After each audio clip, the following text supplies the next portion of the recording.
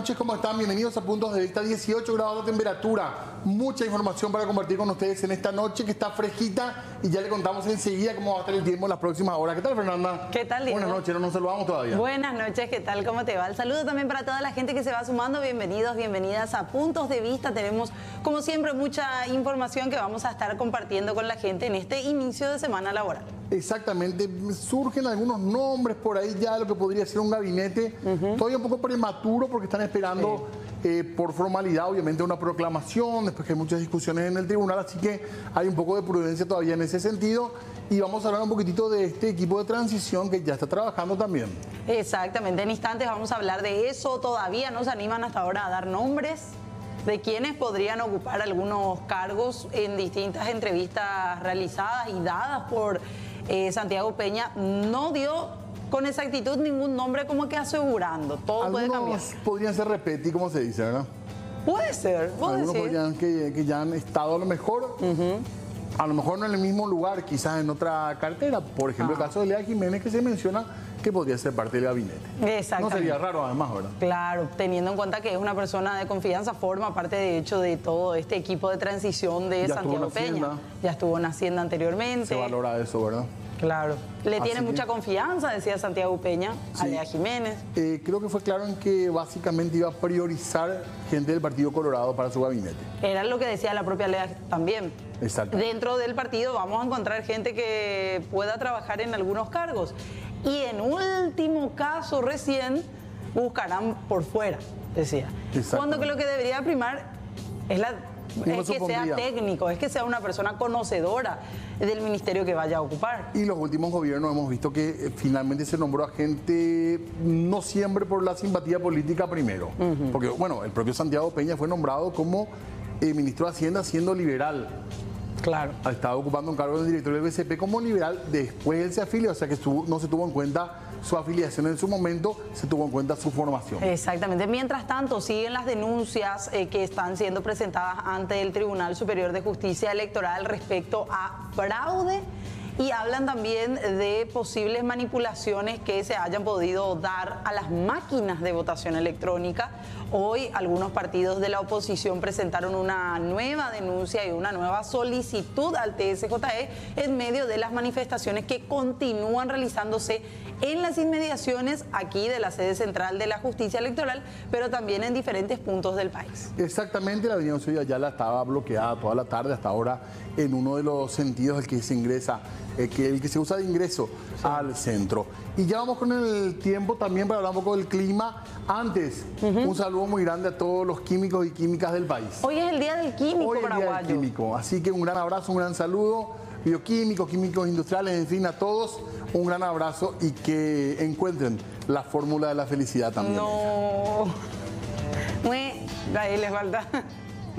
No podemos irnos a la pausa con tu chiste. Flavia ni Sergio. Vamos a mirar la composición del tiempo. Ahí está, bien, Fernanda. Vamos hacia el tiempo para ver qué se nos viene. Así está la noche. Mira gente caminando y trotando en la avenida Costanera. Está lindo, en realidad 18 grados, no es demasiado frío, ¿verdad? No, está fresquito, agradable dentro de todo. 18 grados de temperatura, cielo nublado, 18 grados 4. Tenemos de térmica, de sensación térmica, una humedad del 80% y hay viento sur. No se siente demasiado, está soplando a 11 kilómetros por hora, pero hay vientito sur. Para mañana la temperatura, atención, esta noche ya baja a 16 y mañana amanecemos con 14 grados fresquito, va a ser el amanecer, ¿eh? Exactamente, estamos viendo un poquito estas temperaturas, 14, 15, 16. ¿Y mañana cómo va a estar el tiempo? Es la pregunta. El resto de la semana también, previa de lo que es un feriado largo, ¿eh? ¿Será que aparece el sol o no, porque hemos tenido un fin de semana pasado por agua?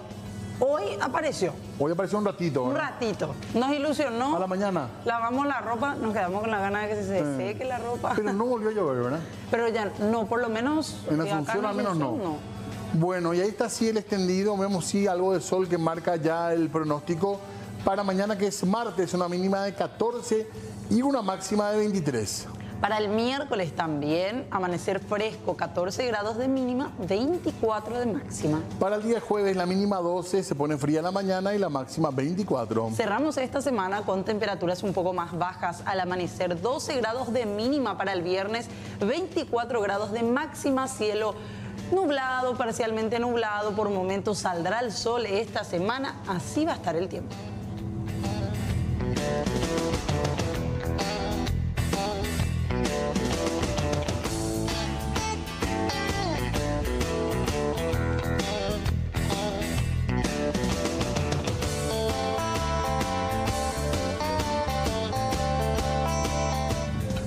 Que se vienen realizando y en este sentido la línea de 500 kV no estará teniendo y cumpliendo su servicio habitual debido a algunas obras complementarias que se estarán realizando. Esto es lo que han informado con el objetivo de avanzar con las obras que permitirán traer el 100% de la energía que le corresponde al Paraguay por parte de Itaipú. A partir de hoy y por un periodo de 30 días estará fuera de servicio la línea de transmisión de 500 kV que interconecta la margen derecha Itaipú con Villa Ayes. Desde la ANDE informan que no habrá cortes para los usuarios.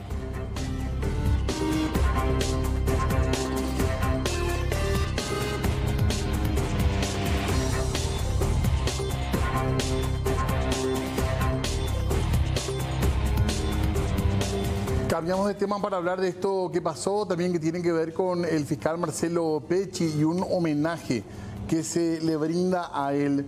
La Embajada de Paraguay en Italia decidió homenajear a Marcelo Pecci Albertini al denominar con su nombre, el nombre del fiscal asesinado, su sala de reuniones. Según el embajador paraguayo Roberto Carlos Melgarejo, homenajean al fiscal por su rol en la lucha contra el crimen organizado y ante también lo que es la ascendencia italiana del fiscal asesinado.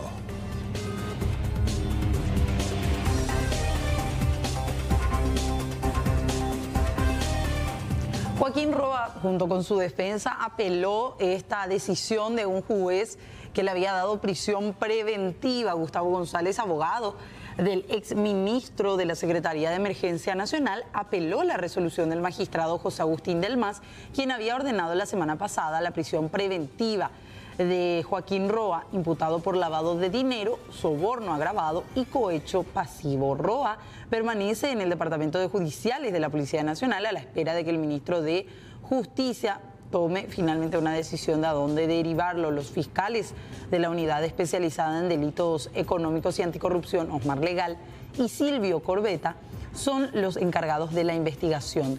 Según el acta de imputación, Joaquín Roa habría recibido beneficios indebidos de parte de Alberto Couve Ayala, quien mantenía una relación de amistad con él. Esto a cambio de licitaciones que eran adjudicadas a la empresa de Couve, quien, recordemos, fue detenido en su momento, investigado también en torno al operativo a ultranza en nuestro país.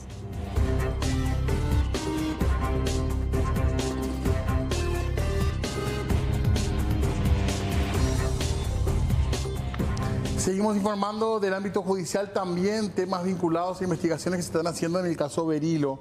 El juez de garantías, Miguel Ángel Palacios, entre mañana y el miércoles estaría definiendo la fecha para la audiencia preliminar de los más de 20 acusados en la causa Berilo, entre ellos el diputado Ulises Quintana y el supuesto narcotraficante Reinaldo Javier Cabañas Santa Cruz, más conocido como Cucho.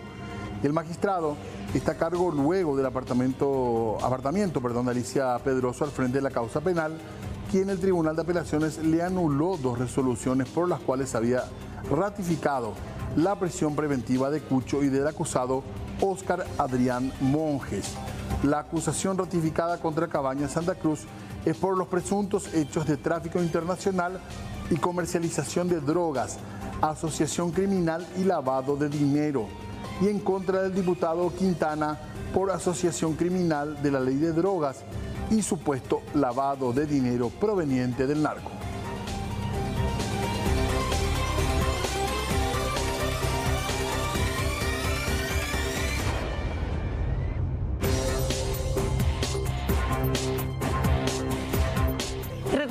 ustedes que hace unas semanas se realizaba un operativo en el cual se desbarataba toda una red que se dedicaba a la explotación de mujeres que eran llevadas desde nuestro país a España. Esto para ser explotadas sexualmente. La jueza penal de garantías, Lizy Teresita Sánchez, ordenó en este sentido el secuestro de la suma de 19.900.000 guaraníes y 200 euros, así como una camioneta.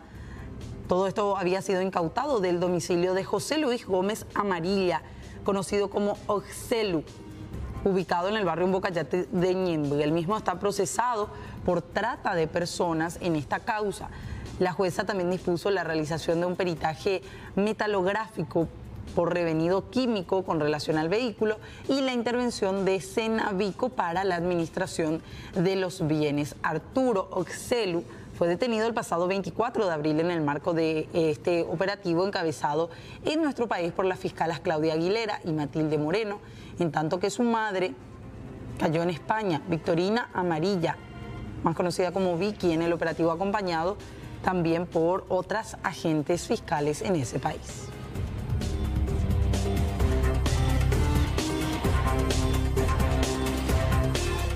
Y hablamos de otro caso judicial donde confirmaron a una jueza. Estamos hablando del caso Agua Tónica. Por este caso, la Cámara de Apelación en lo Penal, segunda sala, rechazó por improcedente la recusación planteada por la ex titular de Petropar, Delia Patricia Zamudio, y su esposo contra la jueza Rosana Carballo, quien dio trámite de oposición al pedido de sobreseimiento de la Fiscalía. La pareja está procesada por estafa, apropiación, producción de documentos no auténticos, producción mediata de documentos públicos de contenido falso.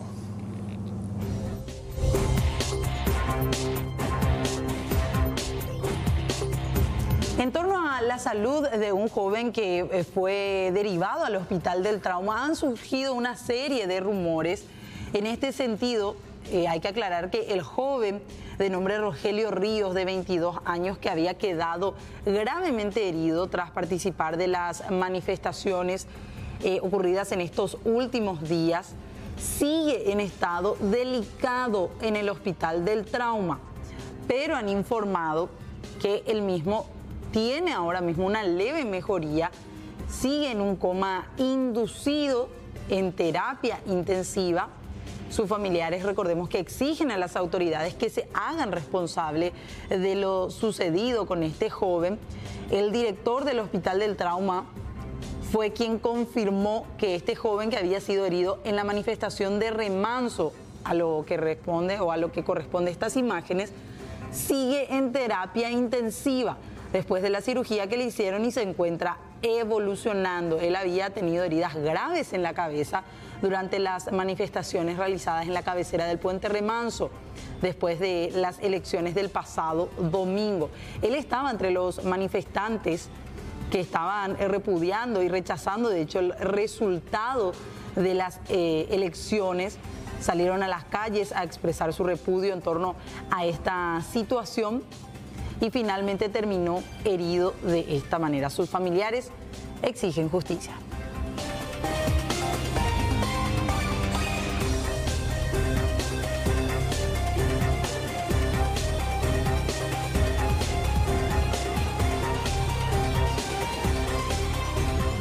Muy bien, y hablamos de otro caso ahora que tiene que ver con una extradición y lo que podría ser la llegada al Paraguay de este hombre. Exactamente, del supuesto narcotraficante Miguel Ángel Insfrán Galeano, alias Tío Rico.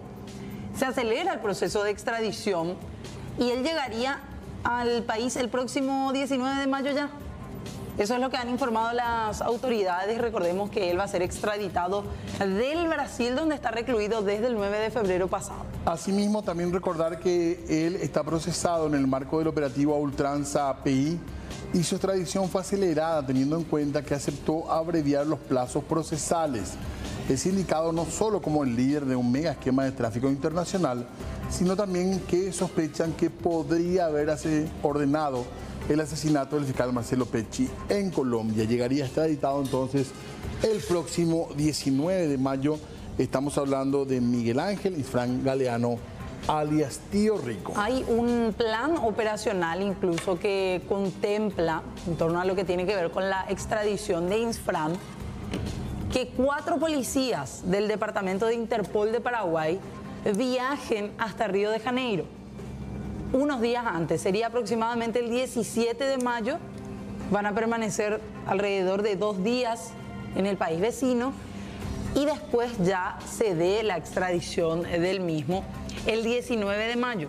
Es decir, que se ha traído por estos efectivos que van a hacer el viaje hasta el Brasil. Ese sería un poco el panorama de esta comitiva que tendría que llegar aparentemente, esto todavía obviamente con el correr de los días se irá confirmando, pero estaría llegando ese 19 de mayo en horas de la mañana, para después ya seguir los protocolos activados aquí en el Paraguay con su traslado hasta el Departamento Judicial, eventualmente también al Palacio de Justicia para tener una audiencia de imposición de medidas y otros detalles más que se realizarán en esa jornada cuando Miguel Ángel Insfrán Galeano se ha traído al Paraguay. Lo que nosotros tenemos que hacer es realizar la planificación del traslado. Por eso que no existe una fecha todavía, porque hay gente que estaban comentando con relación a las fechas. Esas son cuestiones muy sensibles que no se pueden comentar al aire por una cuestión de planificación y de seguridad, pero sí lo tenemos que hacer en el término de 30 días. Seguramente en un perentorio término, seguramente se va a dar comunicaciones oficiales referente al traslado, pero no se va a dar antes de eso. Entonces ya tenemos nosotros una confirmación para poder estar coordinando y planificando su traslado, pues no tenemos una fecha que está determinada precisamente por el Poder Judicial, determinar el momento y la hora y el día cómo se va a realizar. Vamos a coordinar con la Policía de Brasil cómo lo vamos a hacer y seguramente en un momento dado, cuando realmente no se vuelva más riesgoso la situación, vamos a estar comunicando oficialmente día y la hora de cómo vamos a realizar. ¿Cuándo se cumple el plazo? Y comenzamos recién los 30 días. La semana pasada nomás llegó la comunicación y todos los trámites se están realizando a través del canal diplomático, que es el canal jueces con jueces, a través de los juzgados correspondientes. Y por supuesto está también el Ministerio de Relaciones Exteriores. Bueno, muy bien, nosotros cambiamos de tema, les adelantábamos ya que íbamos a hablar también de lo que se viene ya con el equipo de transición que empieza a mirar ya la llegada al poder del presidente electo Santiago Peña. Exactamente, se daba a conocer hace unos días, hace casi una semana, este equipo de transición del cual formarán parte algunos actores, entre ellos Lea Jiménez, que ya nos acompaña el día de hoy. ¿Qué tal? Bienvenida. Muchas gracias, buenas noches, Fernanda, Diego, un placer estar con ustedes. Igualmente. Muchas gracias por la invitación. Ya empezamos a hablar entonces de lo que se viene, lo que se está haciendo ahora también ya como parte de la transición que ya arrancó, entonces podemos decir. Y arrancó el 12, sí, extraoficialmente todavía. Creo que estamos esperando todavía el dictamen final del Tribunal Superior de Justicia Electoral. Claro, nosotros queremos ser respetuosos de un proceso electoral que todavía tiene que cerrar su ciclo. Y una vez que eso se dé, por supuesto ya estamos preparándonos, ¿verdad?, como equipo. Pero una vez que eso se dé, estamos ya en discusiones, digamos, previas con el gobierno actual.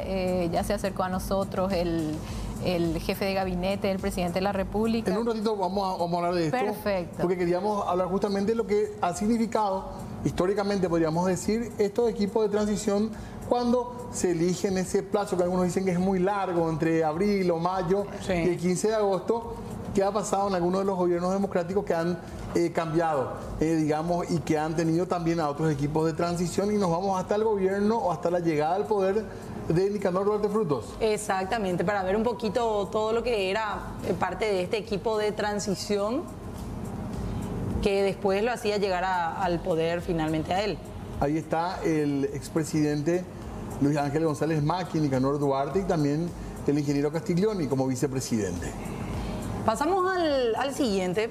Vamos a ver un poco lo que eran con los siguientes gobiernos, lo que tiene que ver con Fernando Lugo. Otro punto más en este caso. En el caso de Lugo, por ejemplo, incluía dentro de su equipo de transición a Federico Franco, a Juan Carlos Ramírez Montalbetti, Carlos Riveros, Miguel López Perito, Rafael Filisola. Era un equipo bastante numeroso. Ahí lo veíamos también el doctor Camacho. como parte también de este equipo, Sixto Pereira, y atrás de Lugo también, hablando un poquitito de uno de los periodos a lo mejor donde había más interrogantes, atendiendo que se daba el cambio de signo político. Claro. Pero hay que decir que fue una transición que se hizo. Mira, el arquitecto Rolón Poste, que recuerdo, fue una transición tranquila, porque recordarán que hubo gente que alertaba de un caos en tal sentido, que hordas vendrían a no permitir el cambio de signo. Realmente se dio en un modo pacífico y se pudo empezar con normalidad. Se hizo la transición con absoluta normalidad en términos democráticos. El caso ya del siguiente gobierno, Horacio Cartes, que en su momento se había acercado a quien entonces era presidente de la República, Federico Franco, le propuso un equipo de transición que haría el nexo entre ambos gobiernos, y el equipo sugerido en aquella ocasión por Cartes estaba conformado por Juan Carlos López Moreira, por parte del sector privado, Germán Rojas, en aquel momento expresidente del Banco Central del Paraguay, y Leila Rashid. Eran algunos de los nombres de este equipo de transición. Rojas sonaba como ministro de Hacienda también en aquel momento. Lo vemos a Fara también. Parece poco en el tiempo, pero viendo las imágenes es como que pasó mucho realmente, ¿eh? Sí. En esta historia democrática. López Moreira era el coordinador general del equipo y los demás se responsabilizaban de las agendas, principalmente de relaciones exteriores, en el caso de Leila Rashid, y la parte económica y social. Algo también que, como decías, era un cambio nuevamente de signo político. Así mismo. En este equipo de transición.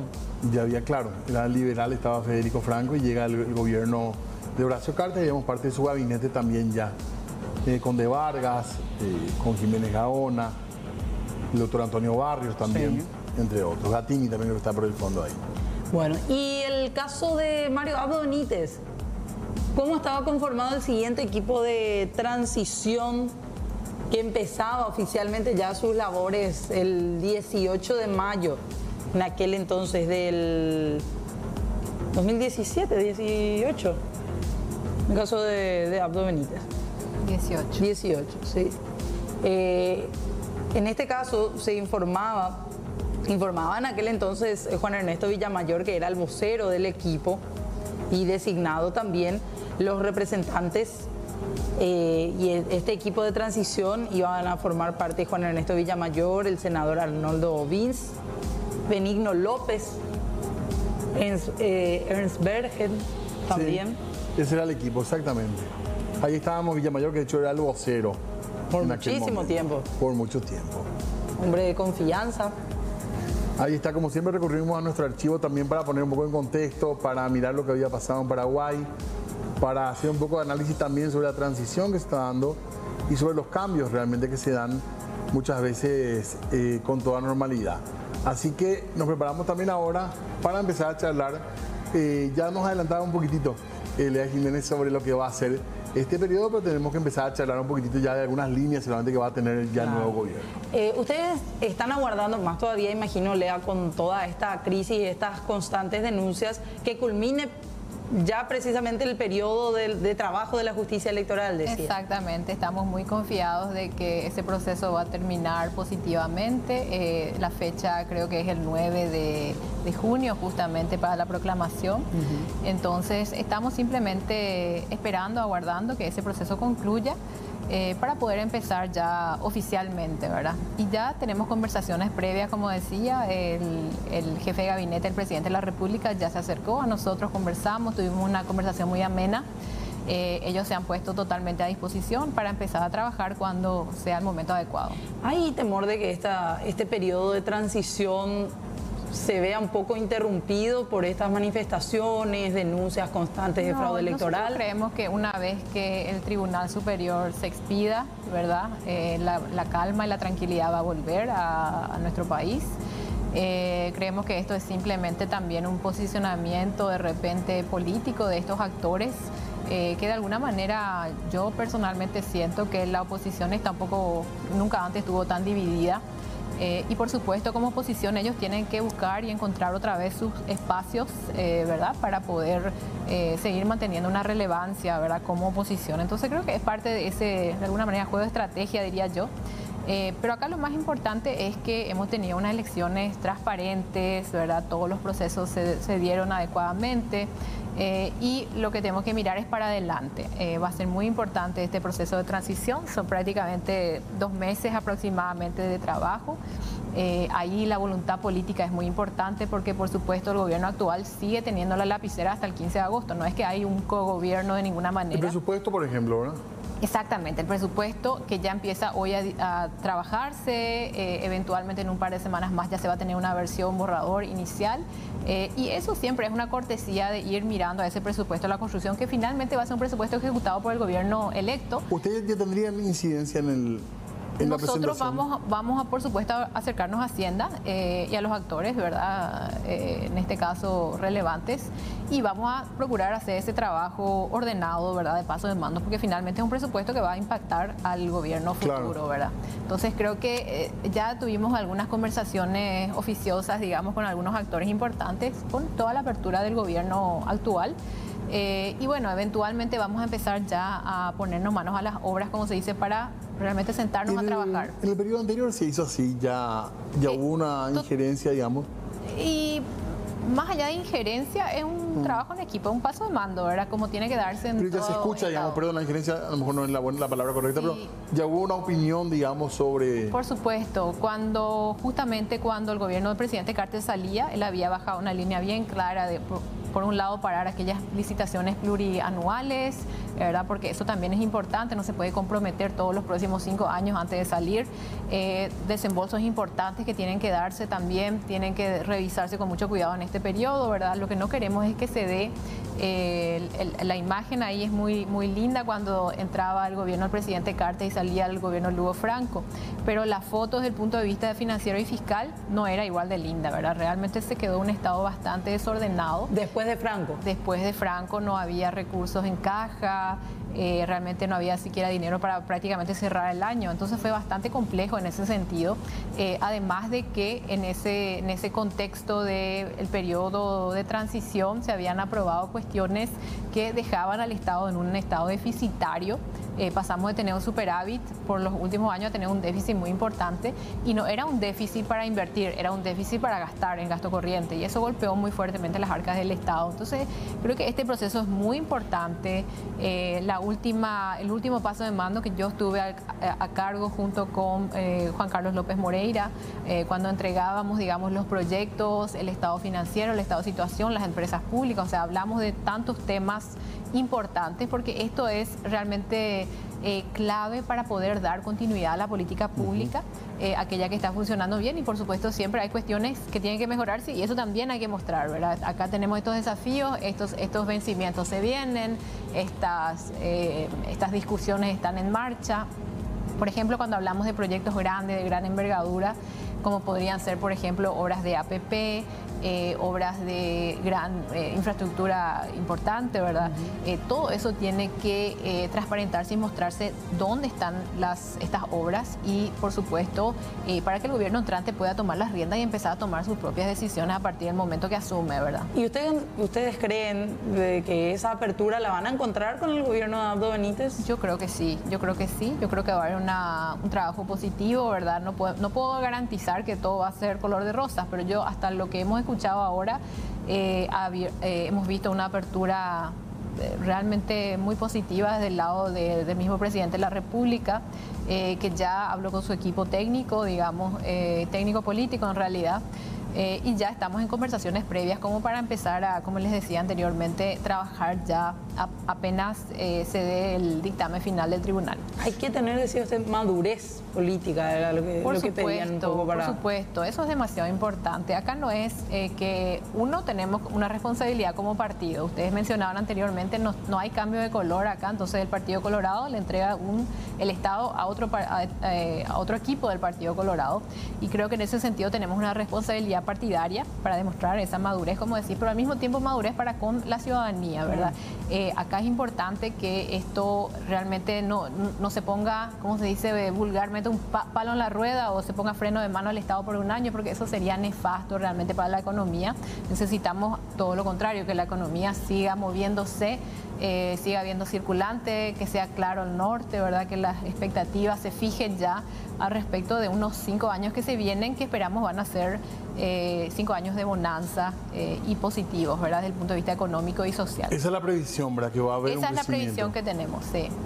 Y con respecto a los datos publicados últimamente por la Dirección de Estadísticas, me imagino que es prioridad pensar cómo se va a lograr sacar a toda esa franja grande que está por debajo de la línea de pobreza y en extrema pobreza. Totalmente. Son números escalofriantes si uno mira realmente. Son números preocupantes. En definitiva, hay muchos indicadores que preocupan, indicadores sociales principalmente. Justamente por eso nosotros durante la campaña estuvimos ya trabajando fuertemente en lo que era la preparación del plan de gobierno, los programas específicos.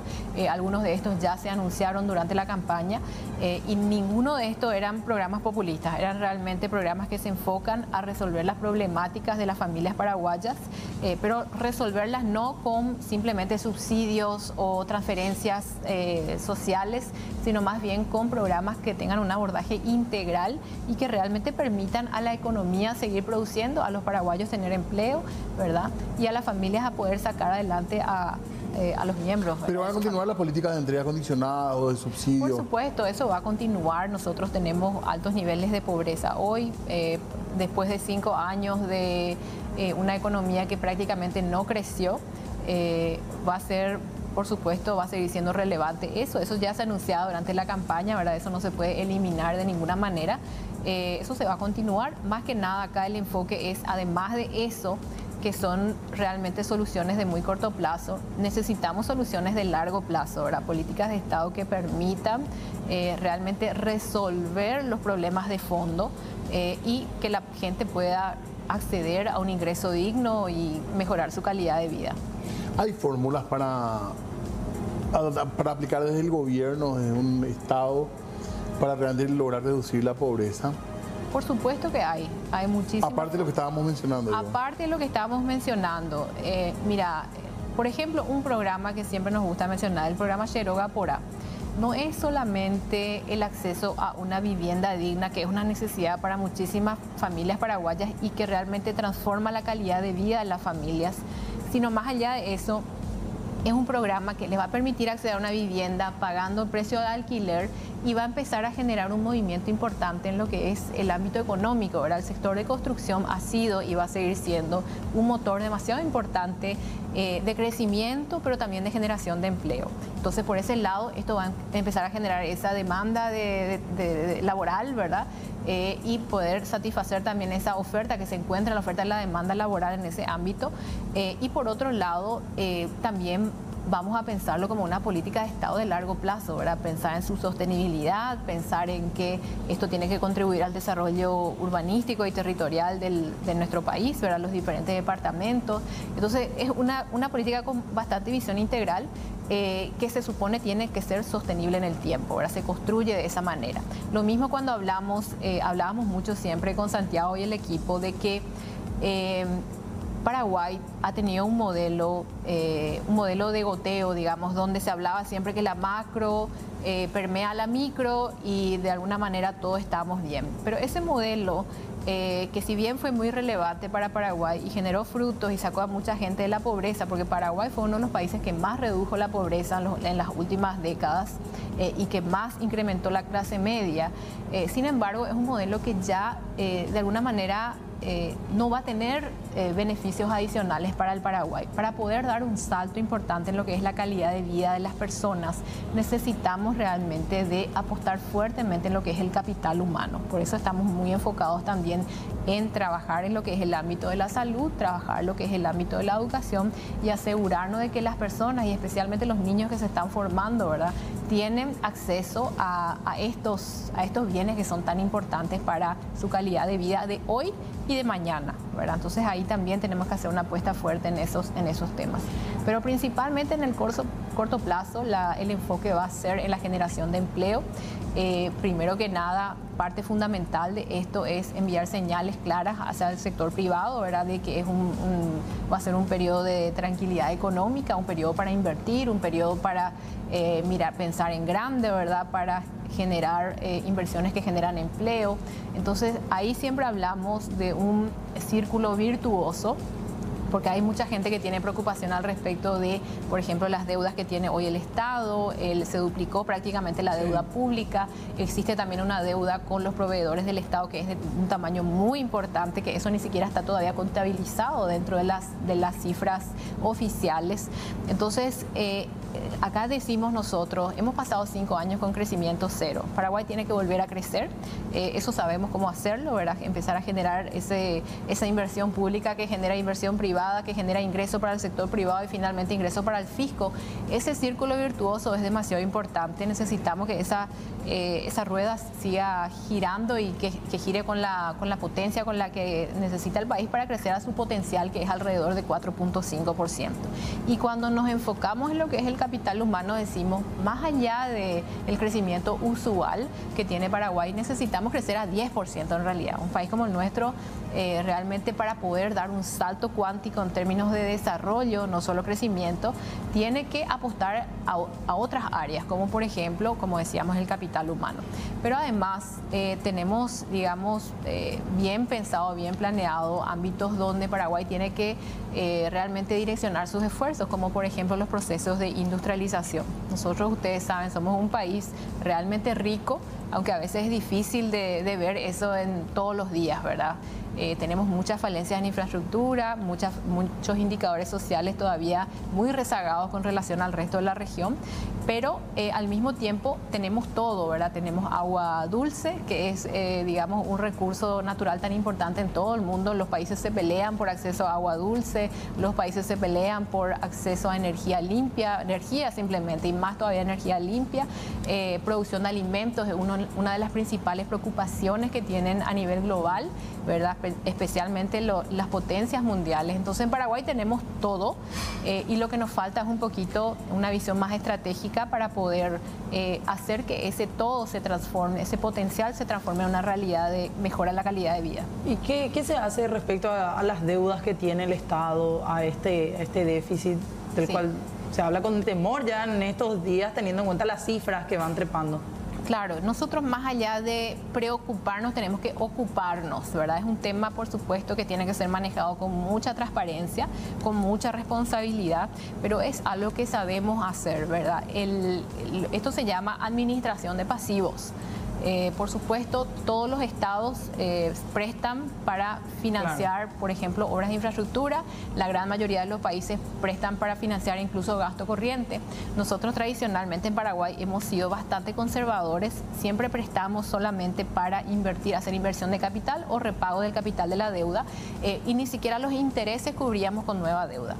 En los últimos 5 años, por las situaciones particulares que se dieron, ¿verdad? Especialmente ya empezamos con una sequía en el 2019, después ni terminaba eso, ya se vino la pandemia, termina la pandemia, se vino otra sequía y bueno, así estuvimos, ¿verdad? Con muchos males desde el punto de vista económico. Entonces creo que esto realmente nos llevó a una situación donde de repente había una necesidad de utilizar deuda para pagar gastos, especialmente en el contexto de la pandemia. Eso tiene que acabar. Nosotros tenemos que prestar sin tener miedo de prestar toda vez que esa deuda se invierta. Así como cuando compramos una casa, esa inversión reditúa en mejorar la calidad de vida. Bueno, en la inversión pública tiene que traducirse en mejorar la productividad y también mejorar la calidad de vida. O sea, no deuda para pagar, deuda lo que debería acabar. Deuda, exacto, deuda para gastar en gasto corriente, para pagar salarios, por ejemplo, eso... ¿A eso no van a acudir ustedes? No. ¿Y dónde se podrían conseguir los recursos eventualmente? Y los recursos se consiguen de los financistas internacionales, ¿verdad? Paraguay tiene eventualmente, si hay una posibilidad de déficit para cumplir con las obligaciones rígidas. Por supuesto, eso Paraguay no tiene ningún problema y eso es gracias al hecho de que Paraguay ha construido una base macroeconómica muy sólida. No es ni del gobierno de Mario Abdo ni del gobierno de Horacio Cartes, es de todos los gobiernos realmente que han trabajado en políticas de Estado en el ámbito fiscal, en el ámbito económico, en el ámbito financiero. Entonces, esta es la base sobre la cual nosotros nos permitimos saludar al mundo y decir necesitamos prestar, y nos prestan porque somos buenos pagadores, porque tenemos, digamos, indicadores positivos desde el punto de vista macroeconómico. Entonces eso es a lo que miran, digamos, para a la los hora sueldos, de... por ejemplo, si no alcanza el dinero, ¿cuál es hay un plan? ¿Se van a reajustar impuestos? ¿Dónde se consigue la plata? Y la plata se consigue con la reactivación económica, principalmente, ¿verdad? Cuando Paraguay empiece a... No sé si ustedes recuerdan que en el 2019 se aprobó una reforma tributaria que sin subir las tasas impositivas realmente se tradujo en un incremento en la recaudación. Mayor control, se cerró, digamos, el colador, decimos a veces para resumir, ¿verdad? Pero esto significa en definitiva, una mayor recaudación para el fisco. Esto no se vio todavía, no se vio el impacto total de esa reforma por el hecho de que pasamos 5 años con crecimiento cero.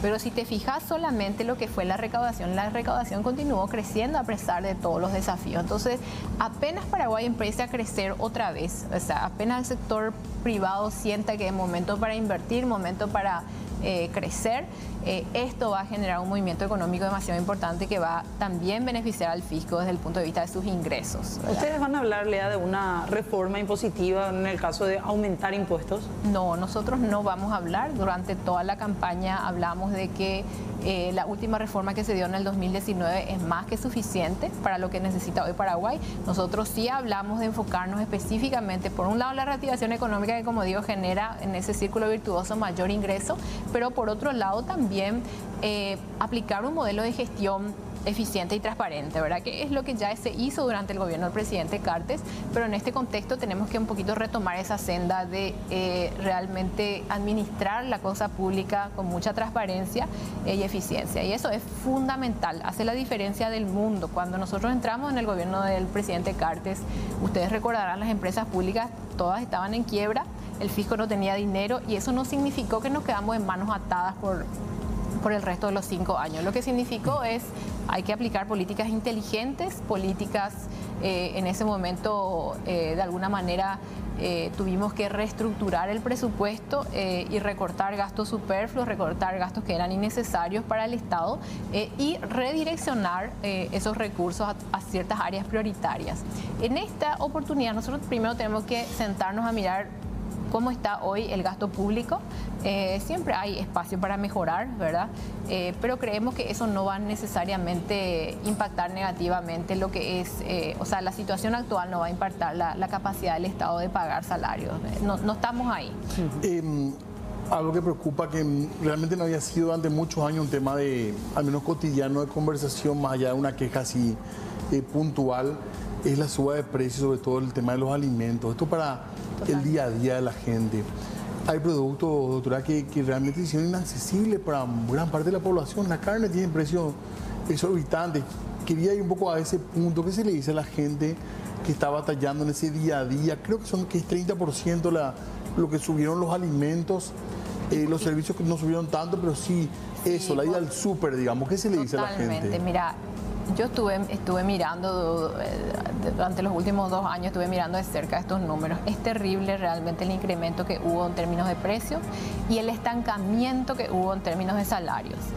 Los salarios de Paraguay hoy están por debajo de lo que estaban en el 2018 en términos reales, ¿verdad? Muy por debajo, y eso es fuerte, ¿verdad? Es fuerte. De hecho, el salario real, en valores reales, la capacidad de compra que tiene el trabajador en Paraguay retrocedió aproximadamente 20 años en los últimos 4 años. Es gravísimo, porque eso puede decir hambre, ¿verdad? Es gravísimo. Imagínate retroceder 20 años. Hace 20 años uno de cada 2 paraguayos era pobre, ¿verdad? Entonces, en términos de promedio, la capacidad real de compra retrocedió enormemente.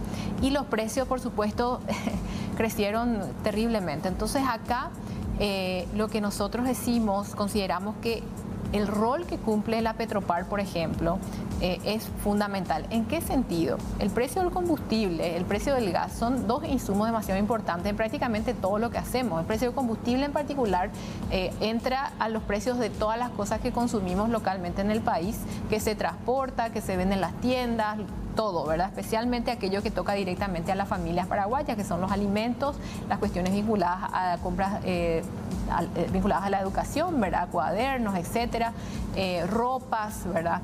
Y por supuesto transporte también de las personas. Esto realmente ha incrementado de manera muy fuerte, 30% del promedio, pero si vos te fijas realmente lo que compra la familia promedio en Paraguay es mucho más grande el crecimiento que se dio. Estamos muy conscientes de esa realidad.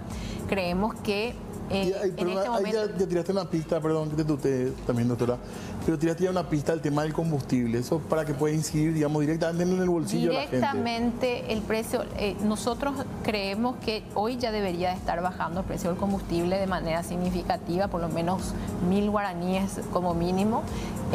Nosotros queremos volver a ese modelo de gestión de la Petropar, donde la eficiencia y la transparencia eran características fundamentales de esta empresa pública, que si bien no es un regulador de jure, es un regulador de facto, ¿verdad? ¿Por qué? Porque al transparentar sus costos y al transparentar y hacer eficiente su gestión, esto hace evidente de que los precios pueden ser mucho más bajos de lo que son actualmente. ¿Hay margen para hacer eso? Nosotros consideramos que hay margen para hacer eso con buena gestión y transparencia, sin subsidio.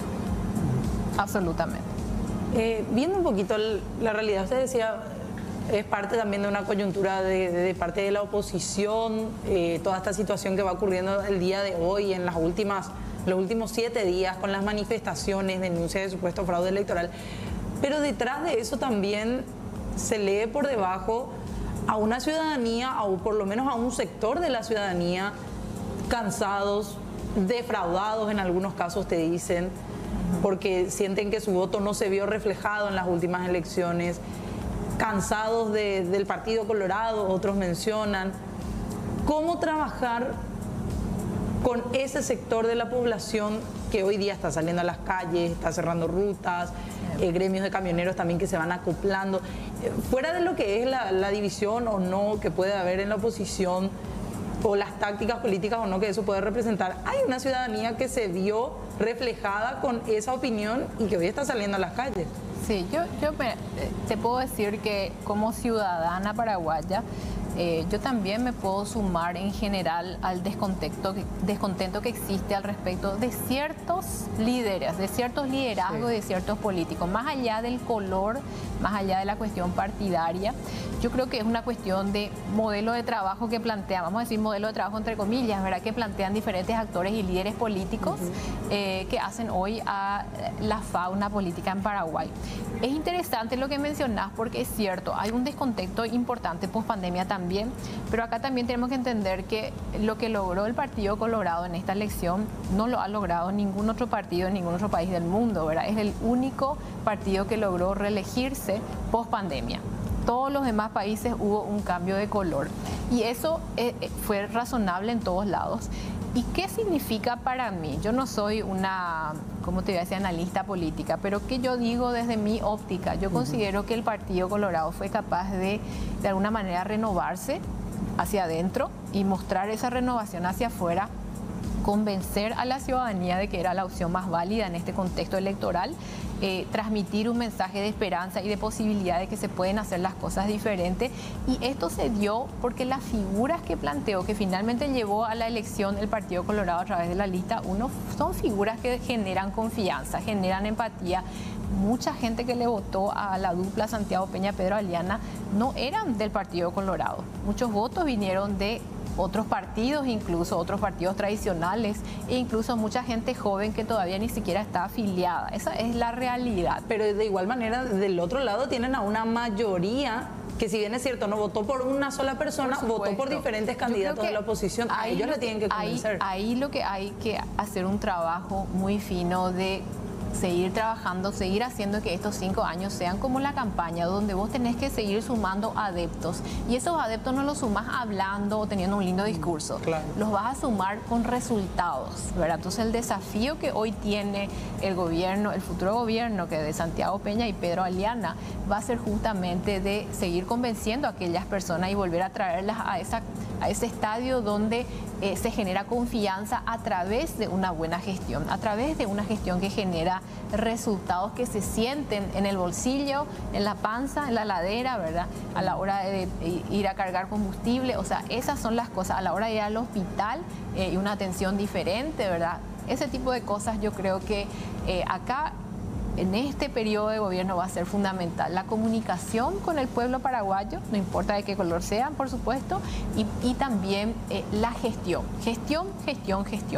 Una gestión que genere realmente resultados y el cambio que espera la ciudadanía. Escucharon dentro de los reclamos electorales que para mí fueron solamente el principio, había una voz de mucha rabia, mucha gente que se manifestó hablando de eso, nos están robando la educación de nuestros hijos, los medicamentos, tenemos hambre. Sí. ¿Están escuchando eso, doctora, como parte? Por supuesto que estamos escuchando. Es imposible, si uno no ha escuchado eso es porque no vive en un termo, ¿verdad? Esa es una realidad de nuestro país, una realidad con la que tenemos que realmente tenemos que trabajar mucho.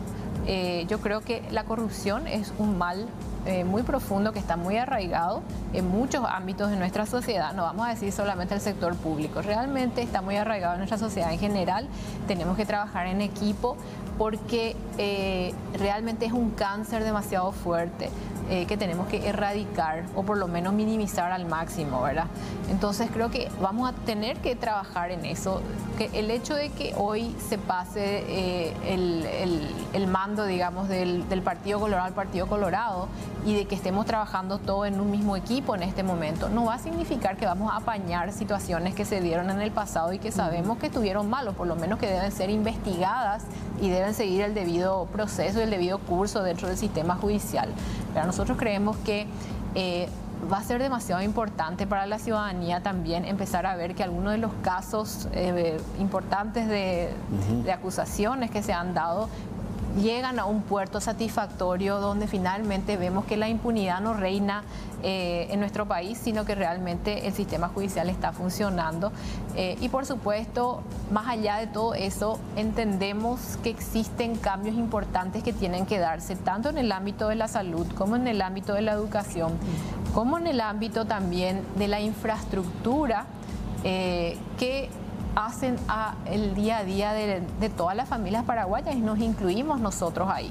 ¿Verdad? Finalmente no importa qué tipo de seguro médico uno tenga o asistencia de salud uno tenga, por más que tengas el mejor seguro médico de Paraguay, la vara todavía sigue siendo muy baja porque la vara la establece el sector público. Entonces nosotros tenemos que elevar esa vara, elevar la vara de la educación, elevar la vara de la salud y de esa manera elevar realmente la vara de nuestro país a través de la mejora en estos servicios públicos. Bien, bueno, de mi parte creo que estamos. Gracias por, no sé, Fernando, ¿tenés algo más que te quedó ahí? ¿Qué pasa con los jóvenes, Lea? Porque muchos, de hecho, estuvieron haciéndose sentir en las elecciones mismas, sí, con los últimos dichos de meritocracia versus afiliación política.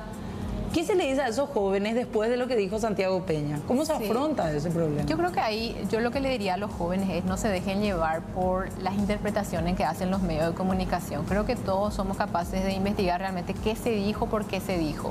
Y yo trato de explicar algo que Santiago vino diciendo a lo largo de la campaña, que era simplemente un reflejo de lo que es su experiencia personal. Nosotros venimos del ámbito técnico, sí. No me canso de decir lo que trajimos con nosotros. Yo como hoy que ya fui ministra de Hacienda, ya fui primera mujer en muchos ámbitos, incluso a nivel internacional, que yo llevaba conmigo cuando llegué a esos lugares. Yo llevaba mi capital humano, un capital humano que construí con muchísimo esfuerzo. Como dije en algún programa, limpiando pisos, limpiando baños, haciendo lo que tenía que hacer para pagar mis estudios en Estados Unidos. Y Santiago Peña tiene una trayectoria similar, ¿verdad? Con muchísimo esfuerzo sacó adelante a su familia, es muy joven, apostó en su capital humano, porque nuestras familias, como muchas familias paraguayas, nos dijeron, lo único que van a llevar con ustedes es capital humano. para salir adelante. Entonces, a partir de ahí nosotros construimos eso, entendemos la importancia de la meritocracia. Pero la meritocracia no se da solamente por tener un título universitario. Ese es el factor principal. Yo puedo tener 50 títulos, pero no me hace meritoria necesariamente de estar en un espacio para contribuir a las políticas públicas. Para ser meritoria eso yo tengo que tener vocación de servicio, tengo que tener esa capacidad de entrar a veces el barro, porque no es fácil, la política pública es muy compleja. Pero no todos deberían de tener afiliación partidaria. Por supuesto que no, pero no es eso lo que él dijo. Y al mismo tiempo, cuando él hablaba de la afiliación partidaria y de su militancia partidaria, él decía, yo estuve en el directorio del Banco Central, yo estuve dirigiendo el Ministerio de Hacienda, que fue una experiencia inmensa. De alguna manera uno siente que tiene mucho poder desde Hacienda, pero finalmente entendí en algún momento de mi vida, decía él, que para generar los grandes cambios uno tiene que militar políticamente y ganarse el voto de la ciudadanía, del soberano, que finalmente te elige y te delega esa responsabilidad de tomar decisiones en nombre de todos los paraguayos. Eso uno se gana a través del voto popular, y a eso él se refería, ¿verdad? Yo creo que de ninguna manera es necesario estar afiliado al Partido Colorado, a ningún otro partido, para estar trabajando desde el Estado. Definitivamente nosotros fuimos los principales promotores de lo que son estos procesos de competencia para poder ingresar al sector público, ¿verdad? Y finalmente consideramos que eso es tremendamente valioso para la constitución de un Estado, para la construcción de un Estado y para la fortaleza de un Estado. Pero cuando él vaya a armar su gabinete, cuando él decida quiénes son los ministros y ministras que van a ser parte del gabinete del presidente electo Santiago Peña, él dijo, para mí va a ser importante, por supuesto, el mérito, que la persona tenga la capacidad, que tenga la vocación de servicio, y por supuesto él dijo que entre los colorados, que son muchos, estoy seguro voy a encontrar a esas personas. Sin embargo, si no están ahí, vamos a ver también en otros espacios, ¿verdad? No, personas que no necesariamente tienen que estar afiliadas, ¿verdad? Porque no hubiese sido ministro con el criterio partidario, no hubiese sido ministro de Horacio Cartes. Sí, vamos al caso. Pero más allá de la afiliación partidaria, es la forma de pensamiento. Pero es la forma de pensamiento y es la vocación de servir. Pero él dijo, los que llegan, no llegan por tener la pared llena de títulos, llegan gracias al Partido Colorado, dijo. Entonces eso no sé si dijo eso literalmente. No hay tanto que interpretar, parece. Yo pienso que es un desliz, no pudo haber sido un desliz, un error en la forma de hacer llegar ese mensaje que vos decís, así tal cual, él no lo dijo. Así tal cual no lo dijo, pero eso es como él vino hablando a lo largo de la campaña en diversos ámbitos, incluso ámbitos que no eran necesariamente con el pañuelo colorado, sino ámbitos generales, del público en general. Él siempre habló de la importancia que tuvo para él el hecho de darse cuenta lo que es la militancia política. La militancia política para poder acceder a esos lugares donde finalmente se toman las grandes decisiones que hacen a las políticas de Estado. Yo estoy totalmente de acuerdo con lo que él dijo en ese sentido, y por supuesto me parece importante estar presente, ser partícipes de las políticas, ser partícipes de esos ámbitos, digamos, de discusión, de temas importantes para todos los ciudadanos, y me parece fundamental, creo que un desafío grande que vamos a tener todos, especialmente aquellos que estamos incursionando en el ámbito técnico político como yo, va a ser demasiado importante que nosotros demostremos a aquellos jóvenes que vos mencionabas, ¿verdad? Que además de tener los títulos, además de estar dispuestos a mojar la camiseta, realmente es importante ser parte de esas discusiones. Y para ser parte tenés que estar presente, tenés que participar. Y no importa si decidís ir al Partido Colorado, o decidís al Partido Liberal, o al partido que sea, al partido que más te guste. Sin partido pero también que participe. Y por supuesto, sin partido también puedes participar, pero es un poco más difícil, más débil, ¿verdad? Esa es la realidad. Bueno, ojalá que encuentren la fórmula. Realmente para mí lo preocupante es esto, ¿verdad? Que decía, uno de cada dos hace 20 años, ahora es uno de cada 4, sigue siendo muchísimo. Sigue siendo Son mucho. como 2 millones de personas, si uno suma pobreza y pobreza extrema más incluso. De hecho, es un poco más de uno de cada 4, un poquito más. Un poquito más. Sí. Y eso, ojalá que se priorice eso. Creo que en el gobierno de Cartes se fue una deuda, que no se redujo lo suficiente el límite o que no se bajó suficiente la cantidad de pobreza extrema y de pobreza. Y ojalá que en este gobierno lo puedan hacer, Lea. Yo creo que en su caso va a ser seguramente de un cargo importante también el equipo económico, ¿verdad? Por supuesto que va a ser realmente un foco de los esfuerzos. Pues la gente acá del tema y eso es desesperante escuchar. Es duro y la verdad que en la campaña que estuvimos recorriendo por todos lados, la realidad que vive mucha gente es muy dura. Estamos hablando de cuestiones tremendamente básicas como acceso al agua. Hay gente que nos dice, yo lo único que quiero es bañarme todos los días. Cuando escuché eso, les prometo que pirí así, porque realmente es una realidad el hecho de ni siquiera poder acceder a agua potable. Entonces creo que esos son temas que tenemos que trabajar. Y cuando no se roba, cuando se administra la cosa pública con transparencia y con eficiencia y más que nada enfocándonos en el objetivo final, que es servir a la ciudadanía y mejorar la calidad de vida de la ciudadanía, hay muchísimo que se puede hacer. Así que tengo enorme fe en los próximos 5 años. Gracias por el tiempo, muy amable. Muchas gracias conversando. Gracias. Hacemos una breve pausa. Bueno, qué bien, qué linda campaña, qué mejor que pedir libros para los chicos y que la gente empiece a colaborar ya de hecho. Ñamoñe se denomina esta campaña que inicia el día de hoy. Nuestra intención es llegar a varias escuelas y colegios, asistir nuevamente a niños, niñas y adolescentes que necesitan abrir la mente y utilizar estos libros para poder mejorar desde diferentes puntos de vista. Por eso estamos pidiendo libros de textos, novelas, cuentos, aquellos libros que vos ya no utilices. Podés aprovechar estos días para hacer un poco una limpieza en la biblioteca de la casa. Algunos libros que quizás ya no leíste, ya lo leyó toda la familia, los tenés ahí, no te gustó, a otra persona le puede interesar. Así que estos son algunos de los que ya estamos teniendo aquí en el Sistema Nacional de Televisión, en la sede de Asunción, sobre la avenida Carlos Antonio López, pero también hay otros puntos, Diego, a donde pueden acercar a la gente sus donativos. Exactamente, y lo pueden hacer, por ejemplo, en el sur del país también, sí, ¿verdad? En nuestro canal en la ciudad de Encarnación, así mismo. En Ciudad del Este, en el Alto Paraná también tenemos la sede de C9N y el SNT. Allí pueden acercar su donativo.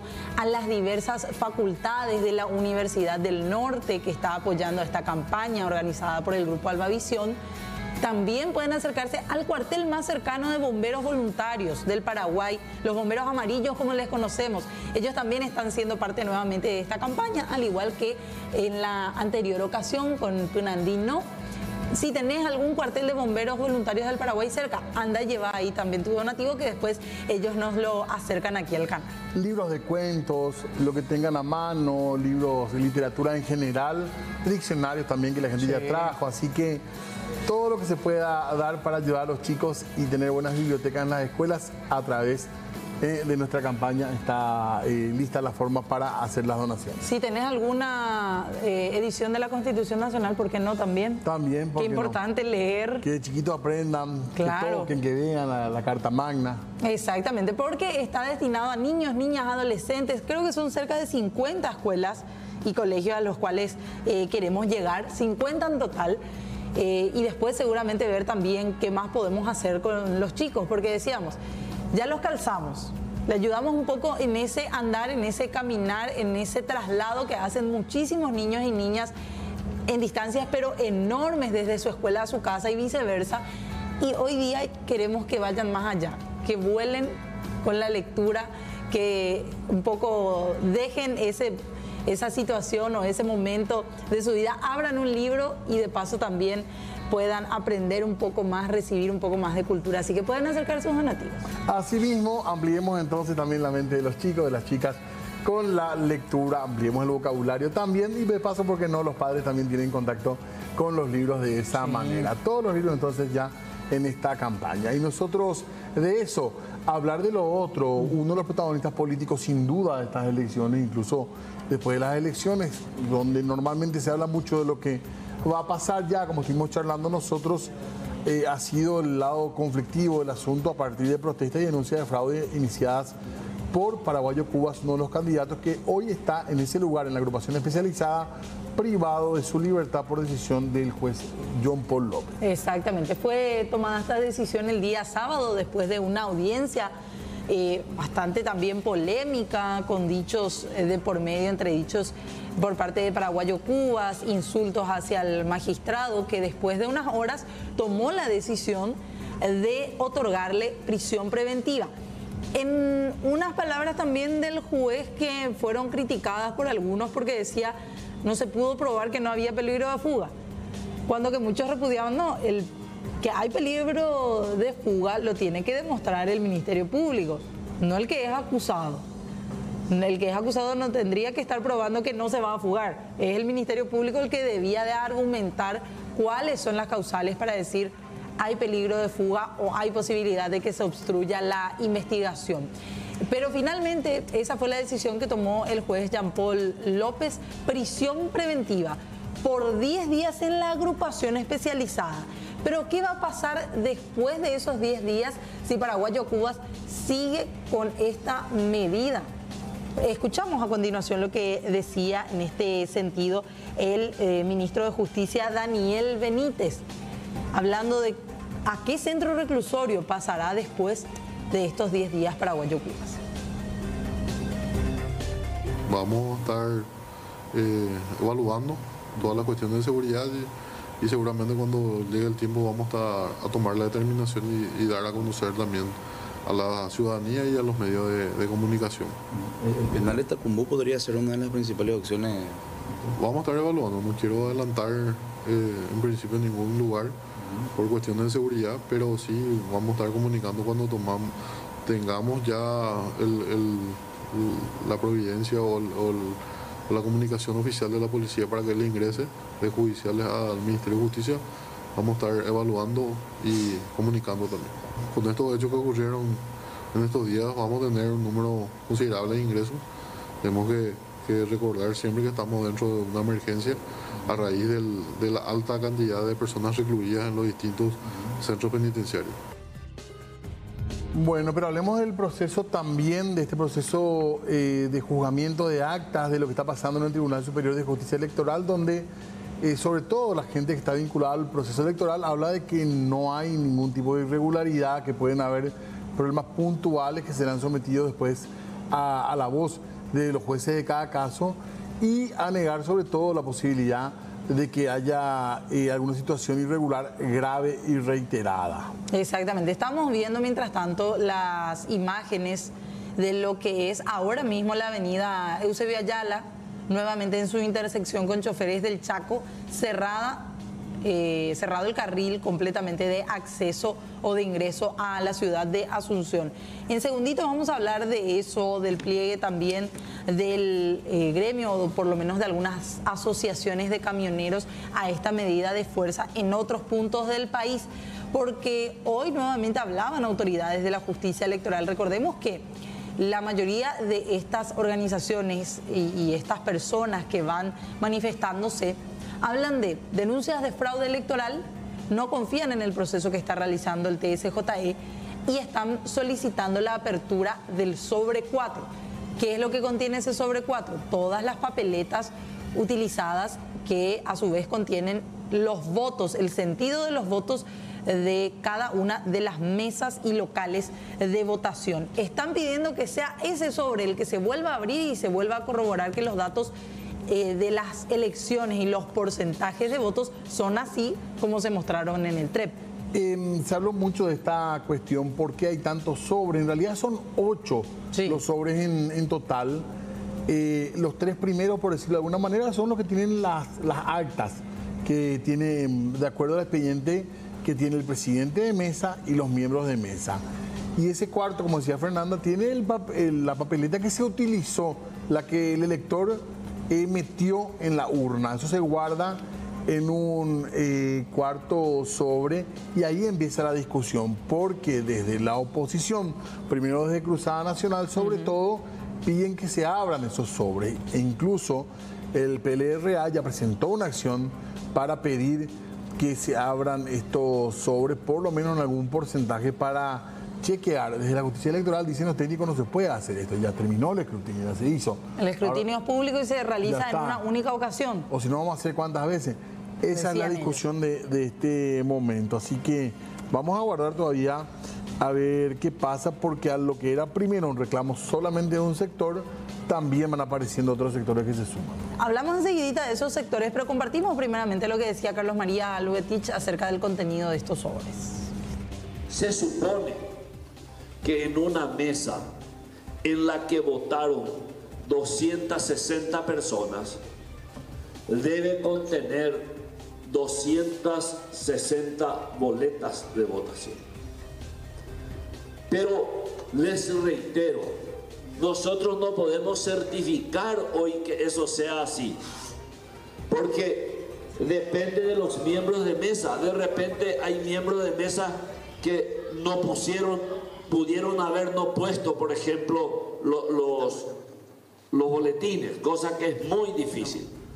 Pero de repente puede darse la oportunidad de que los votos en blanco o los votos nulos, los miembros de mesa entendieron que no hay que enviar y enviaron boletines solamente los válidos por alguna candidatura. Bueno, entonces ese sobre, según la ley que establece el desbloqueo de listas, debe quedar a resguardo de la justicia electoral. En diferencia a lo que ocurría anteriormente, donde se decía que el boletín de votos era basura electoral y uno encontraba boletines de votos quemados, otros tirados en cualquier lugar, algunos tiraban en los arroyos, en los puentes, o sea, entonces eso generaba una cierta suspicacia que esta ley subsanó y estableció que la justicia electoral debe resguardar esos boletines de voto. No sabemos por cuánto tiempo tenemos que resguardar tampoco, ¿verdad? Pero se supone que debe estar a custodia hasta que se proclamen todas las elecciones y un tiempo prudencial posterior. Bueno, dicen, de hecho lo estaba diciendo el propio vicepresidente de la Justicia Electoral, César Rosell, hablando con distintos medios, que está en juego la seguridad jurídica si se abre el tan solicitado sobre 4. Porque él sale y bajo este argumento dice, vamos a estar primeramente violando una ley. Es lo que dice el vicepresidente de la Justicia Electoral, César Rosell.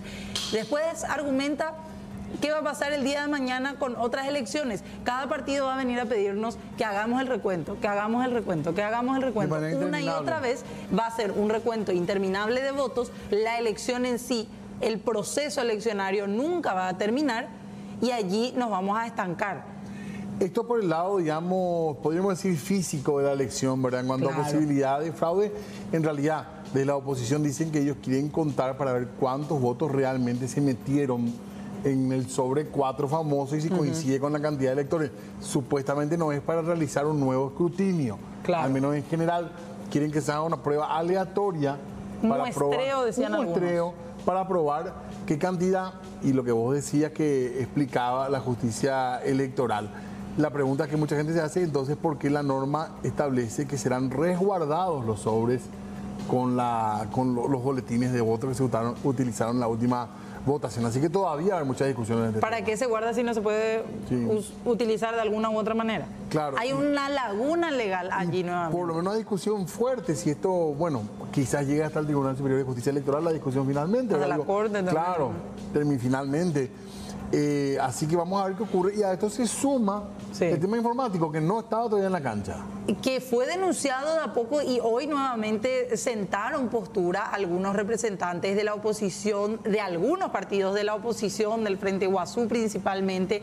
Ricardo Canese con otros equipos o con otras personas más también asistió esta mañana a la sede de la Justicia Electoral y ellos solicitaban, aparte de hablar de las denuncias de fraude electoral que existirían, también de un pedido para poder auditar y controlar el sistema de las máquinas de voto electrónico. Y hablaron de una serie de problemas que no aparecían en algunas listas, incluso con asegurando que se pudo haber hackeado las máquinas, cosa que también se niega desde la justicia electoral, pero ellos tienen, según decían los denunciantes, el soporte de más de 30 técnicos. De informáticos. Escuchamos lo que decía Ricardo Canese. Sobre fraudes informáticos ya comprobados, extremadamente graves, y donde pedimos justamente la apertura del sobre número 4 y la auditoría de todo el sistema informático, que es totalmente vulnerable. Hay 50 ingenieros informáticos que han corroborado que es un sistema totalmente vulnerable. Y lo más importante, que nosotros hemos corroborado, o sea, tenemos múltiples denuncias de todo el país donde no salían ciertas listas, no salían. No es totalmente corroborado. ¿Y cómo funciona? Y yo le explico muy simple, es como el zoom del teléfono, que sale una imagen amplia, entonces claro, salía la lista 1 siempre, y las otras listas que estaban más abajo ya no salían. Entonces, lo mismo las opciones. Eso está comprobado por el doctor Berni, presentó una denuncia con más de 100 casos. Solamente, fíjate, un candidato a senador pudo reunir 100 casos. Realmente grave, eso está comprobado, no es algo que se dice. Ahora, justamente le decimos al Tribunal Superior de Justicia Electoral que si ellos tienen la conciencia tranquila, que abran el sobre número 4, que permitan la auditoría informática, porque eso va a quedar demostrado frente a sus ojos, o si no, ellos van a ser cómplices de la peor violación de derechos humanos en nuestro país, porque el derecho al voto, a elegir a nuestros representantes, es un derecho constitucional que está en los artículos 1, 2 y 3 de la Constitución. Bueno, a ver qué pasa con esto. Hablaba también la apoderada de la ANR, Magnolia Mendoza, sentando postura respecto a estas denuncias. Creemos nosotros que también va a ocurrir lo mismo cuando se realice el cómputo definitivo. Nosotros estamos evaluando también el pedido que hizo la oposición de abrir el sobre 4 y realmente es algo que no está previsto. La intención de ellos probablemente sea el recuento de votos y eso no está previsto en la legislación electoral paraguaya. Eso debió hacerse en el momento del escrutinio. Cualquier ciudadano que tenía interés de conocer el resultado de alguna mesa podía haberse acercado a la mesa de votación, participar del escrutinio, ya que el escrutinio es un acto público. Y esa era la instancia en donde ellos podían pedir el recuento de votos las veces que sea necesario.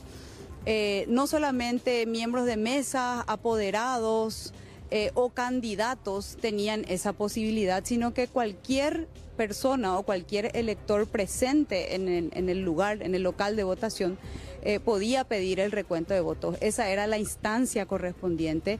O si tenía alguna duda, también podía plantear algún incidente ante los miembros de mesa de votación. Pero ahora ya no corresponde la apertura del sobre 4 para realizar un recuento de votos. ¿Por qué ustedes no estarían de acuerdo, doctora? Porque nadie se hace cargo de la cadena de custodia del sobre 4. Nosotros realmente no sabemos si los miembros de mesa pudieron haber realizado la tarea de carga del sobre 4 con el sigilo o la responsabilidad que corresponde, porque no era una posibilidad volver a revisar la cantidad de boletines contenidos en ese sobre 4, ¿verdad? ¿Quién nos garantiza a nosotros que todos los boletines utilizados, los votos blancos, los votos nulos, están contenidos en ese sobre 4 y van a coincidir con lo que dicen los certificados de resultados o las actas de escrutinio? Nadie se hace cargo de la cadena de custodia.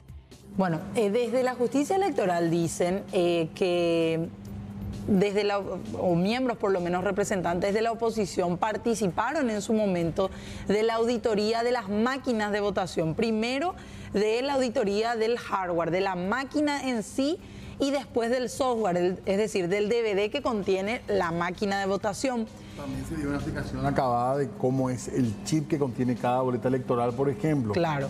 Para evitar inconvenientes. Y de esas auditorías Participaron miembros del Partido Liberal, de Frente Guazú, Cruzada Nacional y otros más, y quienes no quedaron conformes ya en aquella ocasión con la explicación habían sido los miembros del Partido Cruzada Nacional. Exactamente, que tenían una persona experta en informática, pero además participaba de todo este proceso, la doctora Yolanda Paredes.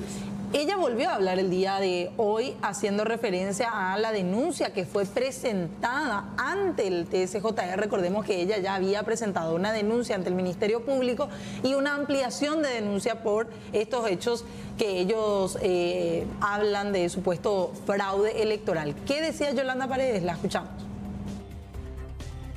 Por el ámbito técnico informático, nosotros somos abogados, somos ciudadanos comunes que venimos a brindar prácticamente asistencia, venimos a hacer el trabajo en la Fiscalía, esa es la realidad, porque es el Ministerio Público el que tenía que estar investigando hechos tan graves denunciados, día a día los ciudadanos todos los días están denunciando hechos muy graves. Dos cosas: clonación de votos, distintas mesas en un mismo colegio, es una denuncia concreta.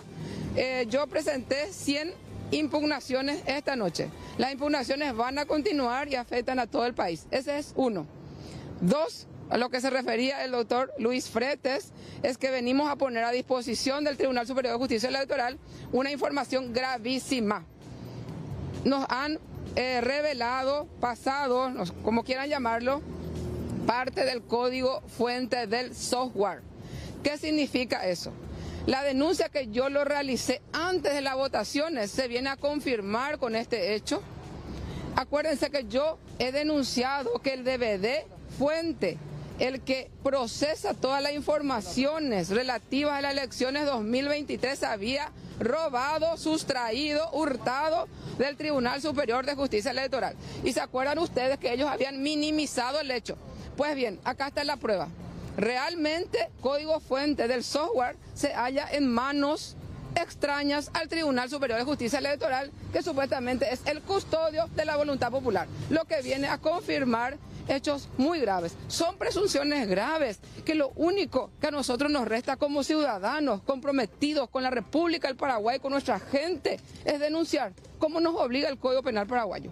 Código Procesal Penal. ¿Se alteraron, digamos, la carga de votos, doctora? ¿Qué es puntualmente? No, lo que se presumiría es eso. Nosotros somos abogados. No sé si de repente acá también los colegas van a profundizar en la parte informática. Yo es lo que puedo hacer en la parte jurídica. Pero lo que viene es a confirmar la denuncia que yo he realizado antes de las elecciones nacionales. El código fuente se había sustraído de este lugar. ¿Quién fue? No sabemos. Eso es trabajo del Ministerio Público. ¿Y qué significa eso? Que eso le da la posibilidad a cualquiera que tenga en su poder el código fuente de acceder, de modificar, de hacer lo que quiera con las boletas de votación ese día 30 de abril. O sea, puntualmente ellos alegan de que no se puede alterar estas cargas, en este caso que se puedan realizar. ¿Ustedes pudieron corroborar que sí esto se puede hacer entonces? No, nosotros lo que le estamos presentando esta noche, y yo creo que es una parte muy técnica e informática, que ustedes también seguramente van a ir a informarse mejor. El código fuente solamente tiene que tener la firma proveedora y el TSJE. ¿Qué pasa? Si a nosotros nos hicieron llegar de personas extrañas, ajenas a la institución, es lo que viene a confirmar lo que yo había denunciado. Ese código fuente que puede alterar los resultados, está en manos de extraños. Bueno. Es lo que ella está mencionando, asegurando respecto al código fuente que fue sustraído de la justicia electoral y a través de eso vulnerado el sistema que permitió realizar la elección a través de estas máquinas de votación, las cuales están pidiendo desde esta mañana a los miembros de Frente Guazú principalmente que sean auditadas estas máquinas. Hasta ahora realmente no hay, en cuanto a hechos puntuales, no hay una denuncia real, digamos. Pero sí hay. En general hay. En el Ministerio Público es lo que presentó claro, ella. Pero digo de hechos concretos donde en esta mesa hubo un problema con esta máquina. Hay generalidades. Y el caso de Canese que decía el senador que denunció irregularidades claro, en 100... Pero consigue el aporte de pruebas, podríamos decir todavía, en el sentido de que hay una mesa donde llaman la atención algún hecho relevante, pero todavía no se pudo establecer cuál fue el hecho de fraude en esos casos. En la justicia electoral dicen que no tienen pruebas. Hasta ahora. pero que sí no hay denuncias recibieron. serias. Pero hay muchas. Y el caso de Concepción es uno de ellos, por ejemplo. Hay varias denuncias, por eso es que para principalmente también calmar los ánimos ciudadanos mismos ya de esos grupos que se vienen manifestando, es que se espera algún tipo de postura más fuerte, más firme acerca o desde la justicia electoral. Hay incluso después de toda la polémica de la apertura del sobre 4, porque muchos te dicen, para tener las pruebas tenemos que contrastar esos votos que se contienen en el sobre 4 con las actas para ver si coinciden la cantidad de votos que existe en una mesa de votación con el acta de esa mesa, por ejemplo. Eso es lo que quieren hacer. Se generó toda una polémica, ¿se puede o no se puede abrir o pedir la apertura, el recuento de lo que contiene el sobre 4? Es lo que se generó y esta mañana incluso algunos decían se puede llegar a pedir la apertura a través de una solicitud de acceso a la información pública, que cualquiera lo puede hacer, lo podemos hacer nosotros como lo puede hacer la gente en sus casas, ese pedido que ya fue realizado por algunas personas durante el transcurso de esta jornada. Estamos atentos a lo que vaya a pasar, también les decíamos que hay manifestaciones todavía frente a la justicia electoral, ahí tenemos las imágenes para compartir con ustedes. Este es el carril de acceso a Asunción, que en este momento está bloqueado, no se puede pasar, y está la Policía Nacional y los manifestantes que crecieron en número de lo que era esta mañana en el transcurso de la tarde incluso. Una gran cantidad de ellos, un hartazgo ciudadano por lo menos de algunos sectores que se van plegando a la manifestación, que lo hicieron el fin de semana, inclusive lluvia de por medio, en un número un poco menos o un poco más reducido, pero nuevamente aumentan en esta jornada. Hay algunos sectores que van minimizando la situación. Lo cierto y concreto es que ayer se plegaban algunas asociaciones de camioneros, por ejemplo, de transportistas. Es decir, es momento de tomar en serio este manifestar y este sentir ciudadano por sobre todo también. Aparentemente ahí pasa algo. Algún tipo de movimiento hay, Porque no sé si le están llevando a alguien. Ahí en la parte ya de la intersección de Choferes del Chaco. Recordemos también que hay muchas personas que están privadas de su libertad por participar de las protestas. Y estamos también atentos a eso. Sí. Esto es lo que pasa ahora. Hasta este momento sin incidente, pero estamos viendo un movimiento extraño ahí en la zona. Bueno, este es el grupo de manifestantes que está en inmediaciones de la justicia electoral. Hay otros puntos en donde en menor medida también se van realizando manifestaciones, pero el punto más álgido y de mayor protesta ciudadana se siente allí en inmediaciones del TSJE. Hacemos pausa. Y ya volvemos. Si los síntomas persisten, consulte a su médico.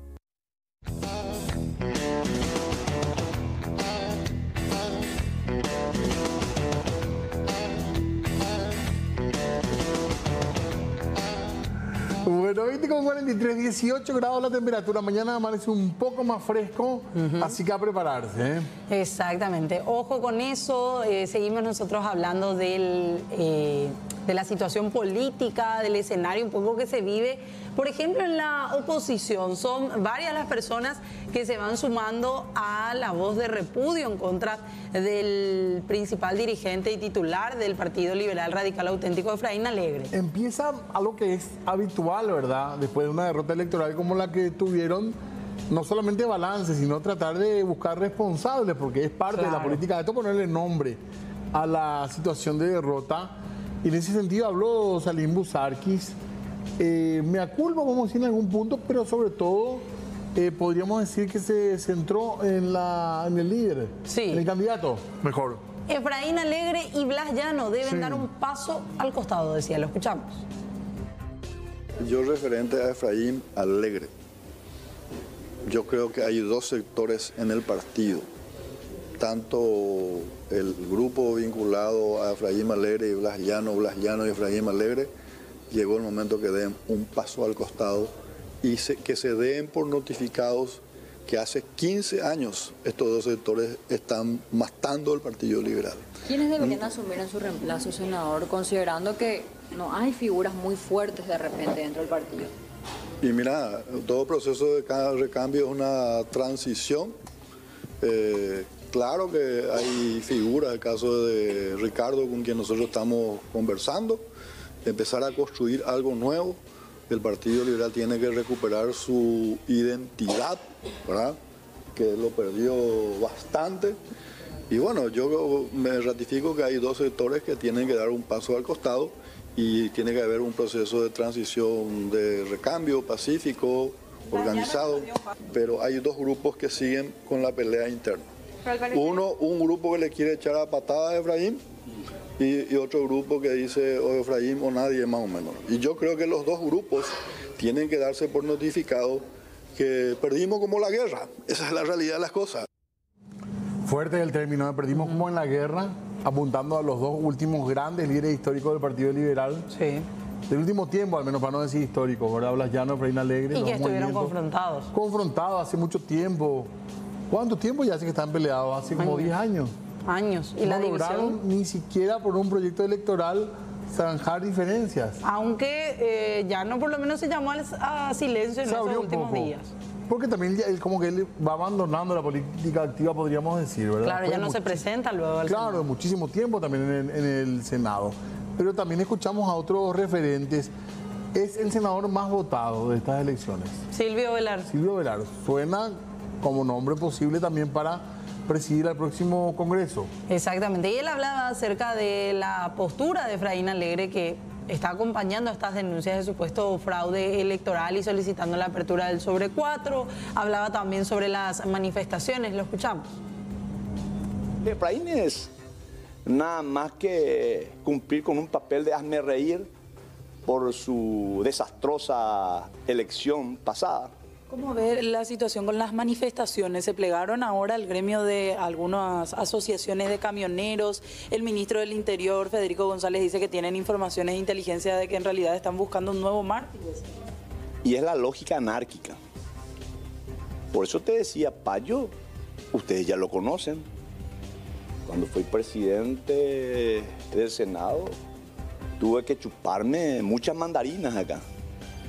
Y él tiene ese estilo y va a buscar justamente el caos, la anarquía. Y es muy difícil razonar con gente quienes tienen bien definido su itinerario político. ¿Puede llegar a agravarse la situación si las instituciones no reaccionan? Yo creo que es momento que las instituciones republicanas tengan que tomar las medidas correctivas correspondientes. ¿Qué tipo de medidas? Y las que se ajusten a la ley. Bueno, ahí está Silvio Velar hablando un poquitito, por un lado de Efraín Alegre y también de Paraguayo Cuba. Siento que él lo padeció, por decirlo de alguna manera, en carne propia. Cuando era senador. Mencionaba en otra parte de la entrevista, lo que está haciendo Efraín Alegre es básicamente decir que sus propios emisarios y apoderados le traicionaron, si es que él desconfía del resultado de las elecciones, decían en otro punto de la entrevista, al mencionar que en más de una ocasión Alegre había dicho que tenían una mayoría en miembros de mesa y en diferentes lugares, como por ejemplo la propia Junta Cívica, que por eso iban a estar atentos a todo el proceso electoral. Claro, de hecho en muchos lugares el Partido Colorado estaba 2-1 realmente. En las mesas. En las mesas. Es así. Bueno, también hablaba Silvio Velar sobre la conformación de la mesa directiva. Hay todavía dudas respecto a ese tema. Mencionaba él que posiblemente Santiago Peña se estaría reuniendo con algunos senadores de la bancada de Honor Colorado para decidir y definir cuál va a ser la situación en las próximas semanas. Yo siempre he manifestado públicamente mi deseo de ser presidente del Congreso Nacional, de tener el honor de imponerle la banda presidencial a un presidente colorado. Sería la segunda vez.